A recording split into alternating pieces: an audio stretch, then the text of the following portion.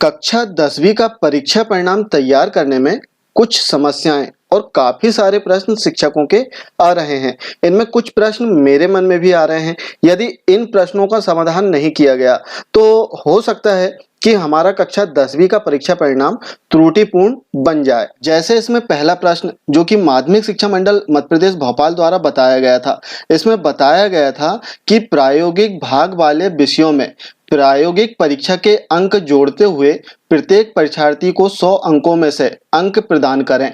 अब हम सीट देखेंगे और सीट में हमने जो कॉलम बनाए हैं इसमें हम देखेंगे कि इसमें अर्धवार्षिक परीक्षा या प्री टेस्ट के अंक इसमें हमने अंकित किए हैं। इसके अतिरिक्त यूनिट टेस्ट के अंक अंकित किए हैं और आंतरिक मूल्यांकन के अंक इसमें अंकित किए हैं।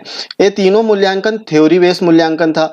अब इसमें प्रैक्टिकल के अंक हम कहाँ ऐड करें? अब माध्यमिक शिक्षा मंडल ने भी कहा है कि जो प्रायोगिक विषय हैं इसमें प्रैक्टिकल के अंक भी हमें अंकित करना है और उन्हें वार्षिक परीक्षा में जोड़ना भी है। अब इसमें दूसरा प्रश्न जो कि OMR सीट से संबंधित है। जैसे कि माध्यमिक शिक्षा मंडल द्वारा जो आदेश जारी किया गया इसमें बताया गया कि माध्यमिक शिक्षा मंडल द्वारा आंतरिक मूल्यांकन के अंक भरने हेतु OMR सीट शालाओं को प्रेषित की गई है।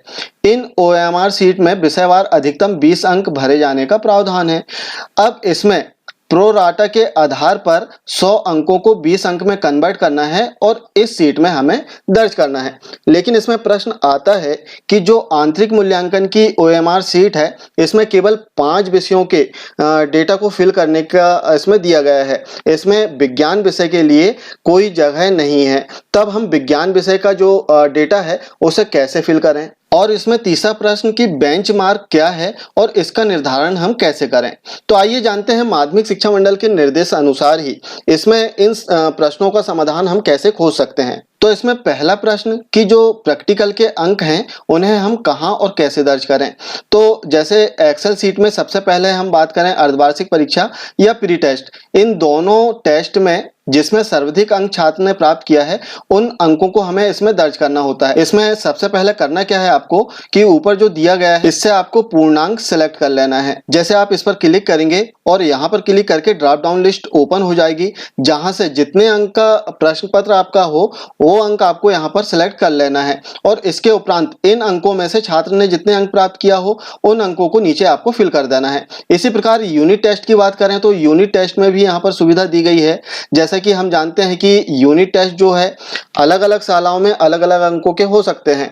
जैसे यहाँ पर हम क्लिक करेंगे, यदि आपकी शाला में 20 अंक का यूनिट टेस्ट हुआ है तब आपको यहाँ से 20 अंक सेलेक्ट कर लेना है और इन 20 अंकों में से छात्र ने जितने अंक प्राप्त किया हो उन अंकों को आपको यहाँ पर फिल कर देना है। तो यहाँ पर आसानी होगी आपको रिजल्ट बनाने में। इसी प्रकार हमें आंतरिक मूल्यांकन में अपने अंक यहाँ पर फिल कर देना है पूर्णांक को सेलेक्ट करके। अब बात आती है प्रायोगिक अंक की। तो यहाँ पर हमें छात्र के 20 अंकों में से जितने अंक आपको देना हो वो अंक आपको यहाँ पर फिल कर देना है और इन अंकों का निर्धारण आपको कैसे करना है? छात्र के वार्षिक परीक्षा के प्रदर्शन के आधार पर। अब आपके मन में प्रश्न आता होगा कि जो अंक हमने दिए हैं प्रैक्टिकल के वो कैसे ऐड होंगे आगे? तो आगे हम सीट में देखते हैं। अब इसमें हम देखेंगे कि अर्धवार्षिक परीक्षा या प्री टेस्ट, इसमें 50% अधिभार निर्धारित किया गया था माध्यमिक शिक्षा मंडल के निर्देशानुसार। तो जो अर्धवार्षिक परीक्षा या प्री टेस्ट में हमने अंक दर्ज किए थे वो अंक 50% अधिभार में यहाँ ऑटोमेटिक कन्वर्ट हो चुके हैं। इसी प्रकार यूनिट टेस्ट का 30%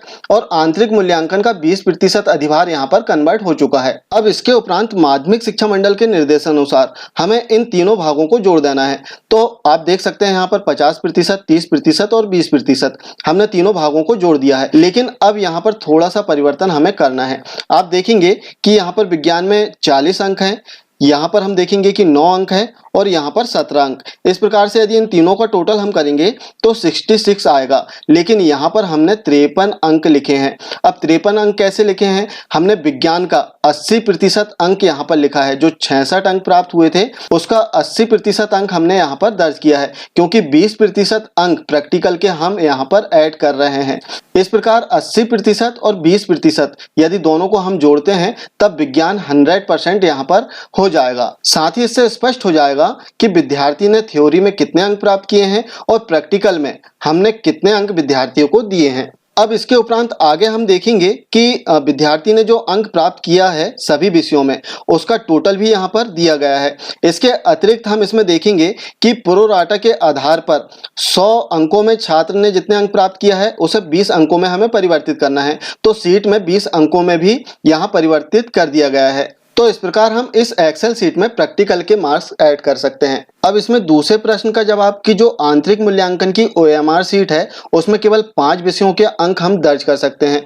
6वां विषय विज्ञान विषय के अंक हम किस सीट में दर्ज करें, तो इसके लिए माध्यमिक शिक्षा मंडल ने स्पष्ट निर्देश दिए हैं 3.1.3 पॉइंट में कि हाई स्कूल के विज्ञान NSQF एवं अन्य विषयों की प्रायोगिक परीक्षा आयोजित नहीं की जाएगी, किंतु प्रायोगिक भाग की OMR सीट में परीक्षार्थियों को उनके वार्षिक प्रदर्शन के आधार पर आंतरिक मूल्यांकन की भांति संबंधित संस्था द्वारा OMR सीट में अंक प्रदान किए जाए। तो जो 6वां विषय है हमारा विज्ञान, तो उसकी जो प्रैक्टिकल की हमें OMR सीट प्राप्त हुई थी, इस सीट में ही हमें वार्षिक मूल्यांकन के अंक दर्ज करना है। अब इसमें तीसरा प्रश्न कि बेंचमार्क का निर्धारण हम कैसे करें, तो सबसे पहले हम माध्यमिक शिक्षा मंडल का जो निर्देश है उसे जान लेते हैं। माध्यमिक शिक्षा मंडल द्वारा बताया गया कि आपकी संस्था का विगत 3 वर्षों के औसत अंकों में जो सर्वाधिक औसत अंक होगा उसका प्रतिशत में 2% से अधिक की बढ़ोतरी नहीं की जा सकती। अर्थात इसे समझने का प्रयास करते हैं, जैसे सत्र 2018 में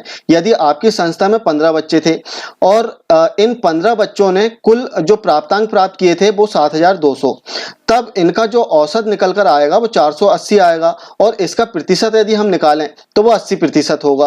अब प्रतिशत कैसे निकालें, तो प्रतिशत निकालने के लिए समस्त छात्रों के कुल प्राप्तांक, अर्थात यहाँ पर कुल प्राप्तांक कितने हैं 7200, इसमें हमें 100 का गुणा करना है और समस्त छात्रों के पूर्णांकों का योग। अब यहाँ पर समस्त छात्र हैं 15 और एक छात्र का पूर्णांक है 600, तो 600 में हमें 15 का गुणा कर देना है और इसका भाग दे देना है। यहाँ पर जैसे हम भाग देंगे इसका, तो इसका प्रतिशत आ जाएगा 80। इसी प्रकार हमें अन्य सत्रों का भी प्रतिशत निकाल लेना है और इन प्रतिशत में हमें देख लेना है अधिकतम प्रतिशत, जिससे हमारा कैलकुलेशन होगा वो हमारा बेंचमार्क होगा।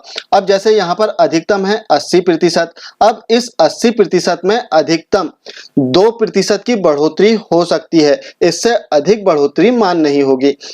इससे कम यदि रिजल्ट हो जाए तो चलेगा। तो ये थी कक्षा 10वीं के परीक्षा परिणाम को तैयार करने में होने वाली समस्या और आपके प्रश्नों के समाधान। इस एक्सेल सीट को आप डिस्क्रिप्शन बॉक्स में दी गई लिंक से डाउनलोड कर सकते हैं, साथ ही अपने कक्षा 10वीं का रिजल्ट तैयार कर सकते हैं। लेकिन अंतिम रूप से आपको अपने स्वविवेक से निर्णय लेकर और माध्यमिक शिक्षा मंडल के निर्देशानुसार ही रिजल्ट तैयार करना है। आशा है जानकारी आपको अच्छी लगी होगी। यदि वीडियो पसंद आए तब इसे लाइक, कमेंट और शेयर जरूर करें। साथ ही चैनल को सब्सक्राइब करना ना भूलें। Thank you.